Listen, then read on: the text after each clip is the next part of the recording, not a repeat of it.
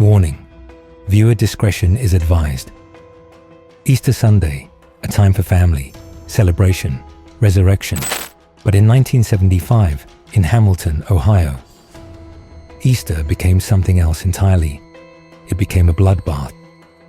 11 members of a single family murdered in cold blood by one of their own. This is the twisted story of James Urban Ruppert, a quiet man with a soft voice and a mind filled with rage. This is the Easter Sunday Massacre. James Urban Ruppert was born into a war zone. Not one fought with guns and bombs, but with silence, shame, and cruelty. Born March 29th, 1934, James entered the world as the second son of Leonard and Charity Ruppert. From the beginning, he was second best. His older brother, Leonard Jr., was the golden child, smart, confident, and favored by both parents.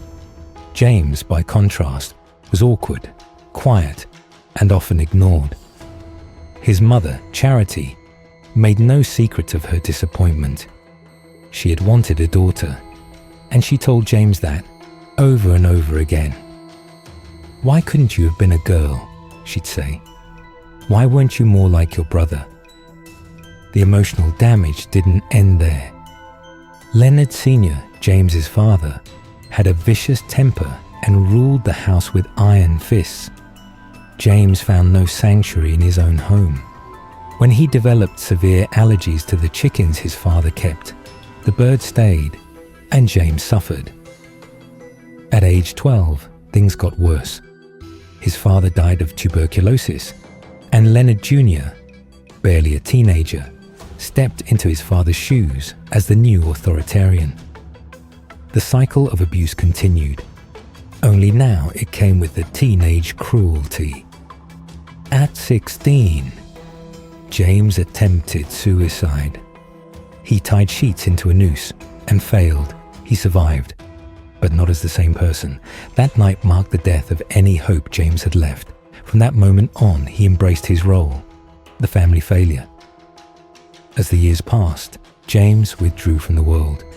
He tried college, failed, tried trade school, dropped out. His brother, meanwhile, graduated with an engineering degree, married a beautiful woman named Alma, and had 8 children. 8, the cruelest twist of fate. Alma had once been James's girlfriend. Yes, his brother married the woman James had loved. Bitterness turned to hatred, jealousy to obsession. James never held a steady job.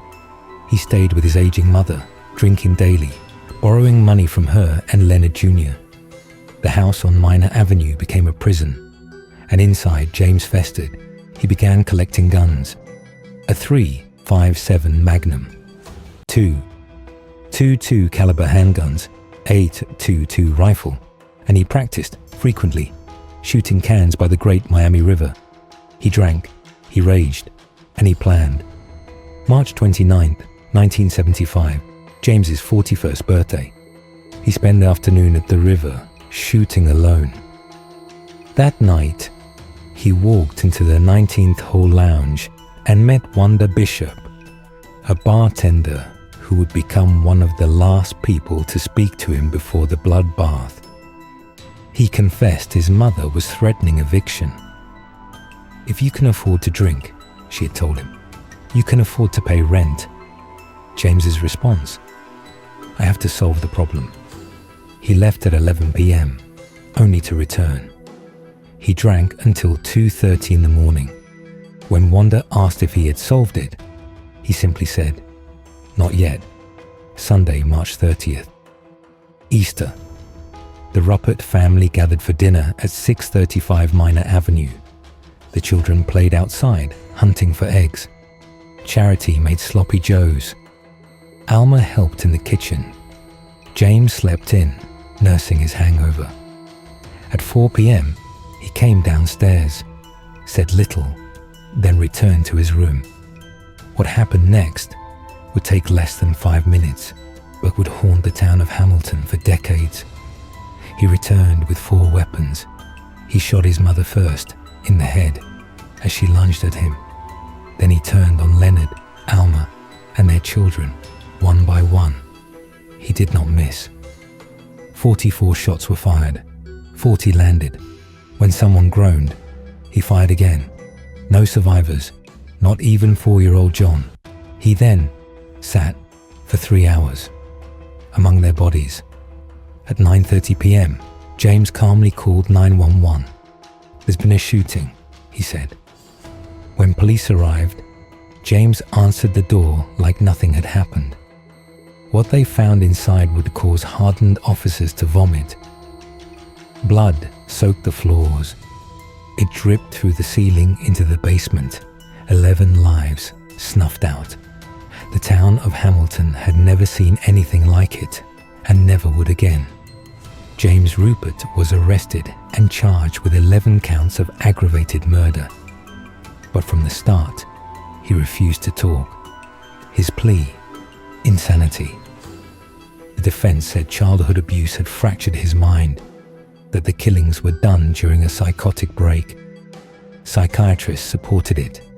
Harvard's Dr. Grinspoon said Ruppert would have killed more, had there been more to kill. The prosecution disagreed. They believed James planned the massacre, that he asked about silencers to muffle the shots, that he waited for church bells to ring before opening fire, all to claim a $300,000 inheritance. The first trial ended with a split. 2 judges found him sane, 1 insane. A mistrial. The second trial, moved to a new city, resulted in another conviction. 11 life sentences. Years later, in 1982, another twist. A third trial granted him partial victory. James was found not guilty by reason of insanity, but only for 9 of the 11 murders. For his mother and brother, he remained guilty.